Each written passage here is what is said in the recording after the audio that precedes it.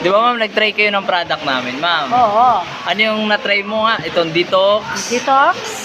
then yung pamatak sa mata. Yeah, oo. Ito. And then yung ano na po yung epekto sa mata nyo? Yung Okay na. Maganda. nawala yung katarata nyo. Yeah, ngayon hindi na ako naggaganon at saka hindi na ako naggagamit na ng eyeglass.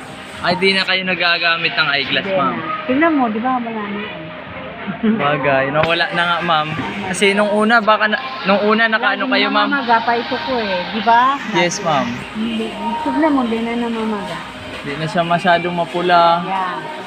Tapos yung sa detox naman, ma'am, nawala yung pagka-dry skin nyo, ma'am. Yeah. At saka gumanda talaga yung skin ko. Parang bumata At saka ulit. nag-bright na ako. Oh, hindi na siya masyadong Kaya, brown. yan. Yang naano ko, bakit yung ihi ko red? Talagang ganun. Ma'am?